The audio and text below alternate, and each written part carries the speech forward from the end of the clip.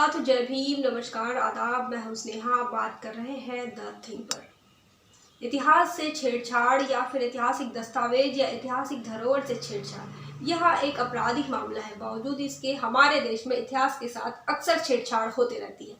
ऐसा क्यों होता है? ऐसा इसलिए होता है क्योंकि इस देश के अंदर वर्ण व्यवस्था ने लिखने का, पढ़ने का यह अधिकार एक स्पेशल वर्ग को दिया।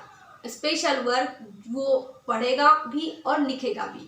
साथियों, इस देश के अंदर जो भी लिखावट का इतिहास है, ये उसी वर्ग ने लिखा, अपने अनुसार लिखा, अपने आइडियोलॉजी के हिसाब से लिखा। और इसीलिए इस देश के अंदर वर्ण व्यवस्था में जो शूद्र अति शूद्र लोग हैं वो 85% है। बावजूद इसके उसका जो इतिहास है वो विकृत इतिहास है या फिर कुछ इतिहास को नष्ट कर दिया गया। और अब बहुजन समाज में इतने जो विचारवंत तैयार हो गए हैं, उन्होंने इन बातों को उजागर किया है, लोगों के सामने रखा है। और इसीलिए आप देख सकते हैं, तिरुपति बालाजी का मंदिर ले लो, जगन्नाथपुरी का मंदिर ले लो, या फिर महाराष्ट्र का विट्ठल मंदिर ले लो, ये तमाम बातें आज विवादों से घिरी हुई है। वो जानना चाहते हैं कि इसके अंदर क्या है, इसके नीचे क्या है, जमीन के अंदर क्या था, ये आज लोग जानना चाहते हैं। लेकिन एएसआई ने इस खुदाई पर, अगर खुदाई होगी तो जमीन के अंदर से कुछ ना कुछ निकलेगा, और वो क्या निकलेगा ये कोई नहीं जानता, वो तो खुदाई के बाद ही पता चलेगा। 11 मई 2020 को खुदाई फिर से चालू हुई। कहाँ हुई? यह अयोध्या बाबरी मस्जिद वाले विवादित जगह पर। क्यों? क्योंकि उस जगह को समतल करना था और समतल करके वहां पर राम मंदिर बनाने की प्रक्रिया को शुरू करना था।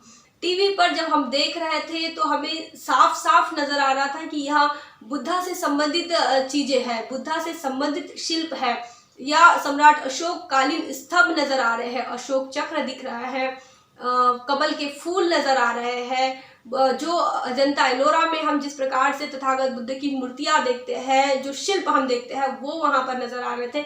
बावजूद इसके हमारी देश की मेन स्ट्रीम की जो मीडिया है वो उसे लोगों को गुमराह करने में लगे हुए हैं और उसे बता रहे थे कि ये भगवान शंकर का शिवलिंग है, या फिर वो इस प्रकार की बातें, बनावटी बातें, झूठी बातें फैलाने में इस देश का मेन स्ट्रीम का मीडिया लगा हुआ था।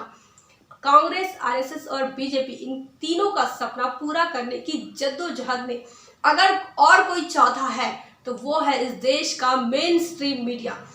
टीवी पर खबरें चल रही है कि 5 अगस्त 2020 को अयोध्या में राम मंदिर का भूमि पूजन होना है। चांदी की ईंटा रखकर उसका शिलान्यास किया जाएगा और साथ ही उसके गर्भ में एक टाइम कैप्सूल रखा जाएगा। टाइम कैप्सूल क्या है? यह टाइम कैप्सूल एक स्टोरेज डिवाइस है। स्टोरेज डिवाइस जिसमें हम कुछ डेटा स्टोर करके रख सकते हैं लंबे समय तक, हजारों सालों तक। जब राम मंदिर निर्माण होगा तो निर्माण कार्य के पहले धरती के गर्भ में 2000 फीट के अंदर एक टाइम कैप्सूल फिट किया जाएगा। उसके साथ साथ उसमें कुछ जरूरी दस्तावेज, राम मंदिर से संबंधित, उनके इतिहास से संबंधित कुछ दस्तावेजों को वो वहां पर रखने वाले हैं। यह इसलिए रखा जाएगा क्योंकि हजारों सालों के बाद फिर जब कब खुदाई होगी और फिर भारत सरकार खुदाई के जब आदेश देंगे तो खुदाई में उन्हें जो चाहिए वो मिलना चाहिए। क्योंकि जब खुदाई होती है तो बुद्ध मिलते हैं, खुदाई होती है तो सम्राट अशोक के शासनकाल से संबंधित दस्तावेज मिलते हैं।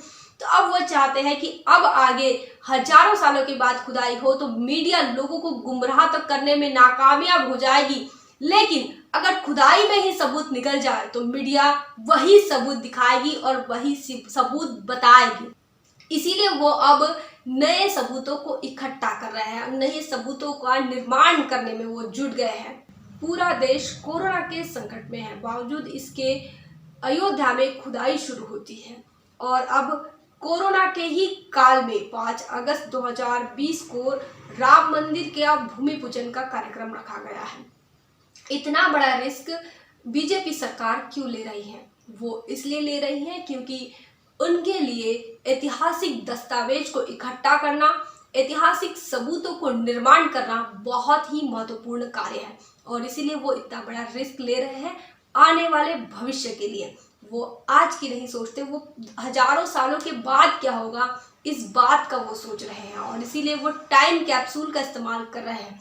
टाइम कैप्सूल में अगर कोई भी चीज़ आप स्टोर करके रखते हैं या जमा करके रखते हैं तो वो चीज़ वहाँ पर सड़ती नहीं है, गलती नहीं है, खराब नहीं होती है।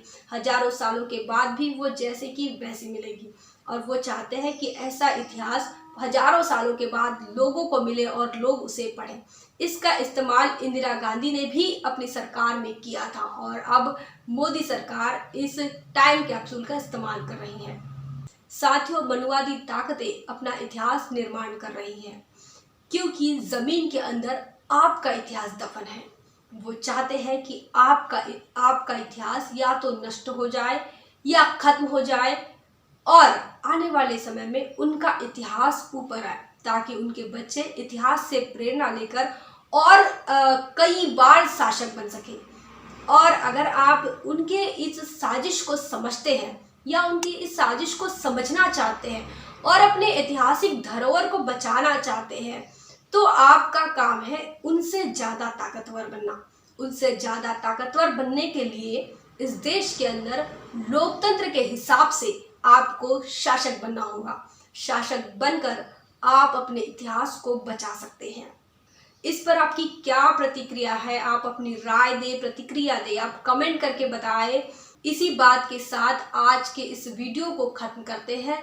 लेकिन बहुजन समाज के लिए सोशल मीडिया ही उसका अपना मीडिया है। मनुवादी मीडिया से और मनुवादी ताकतों से लड़ने के लिए हमें जो ताकत चाहिए वो आपके एक शेयर, एक लाइक और एक सब्सक्राइबर में है।